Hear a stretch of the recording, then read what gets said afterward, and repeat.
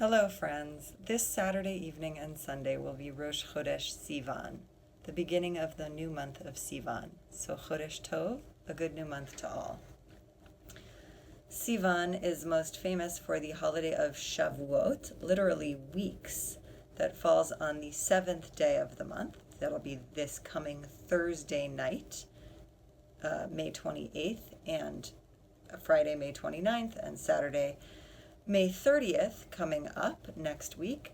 And it's so called because for weeks, for Shavuot, 7 weeks of 7 days, we have been counting up to this holiday, which commemorates the receiving of the Torah on Mount Sinai.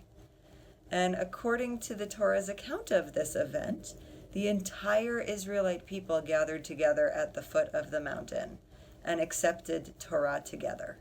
They said, Naseh v'nishma, we will do and we will hear. And it was their collective energy of being present with each other that gave them the courage and the strength to accept Torah and to rejoice in Torah.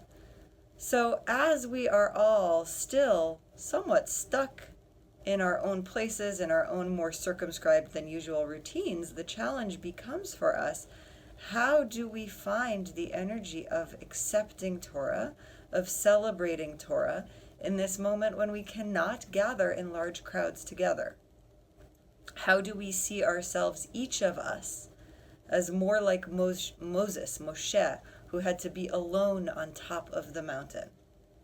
And I think there is something key there in what it means to transmit Torah. Sometimes we get energy from each other. Sometimes we inspire each other. Sometimes we feel that collective swelling. And in moments like this, we need to turn to other sources. Like Moshe, we need to turn to nature. We need to turn to our hope for the future. We need to turn to our spiritual practices in order to give us the courage, the energy, the strength to continue living and transmitting our Torah. So my blessing for you and my challenge for you in this month of Sivan and for this holiday of Shavuot is to think about how and what are you transmitting as your Torah in this moment. Because since we can do less, since we can get out less, that means that what we can do in terms of taking care of our households, in terms of taking care of our families, in terms of the brief interactions that we have with delivery people, with grocery store workers, those things that we can do are freighted with greater significance than usual. We can transmit less Torah, perhaps, so to speak, but that which we can transmit, we should be all the more mindful of. What is the Torah that you are living?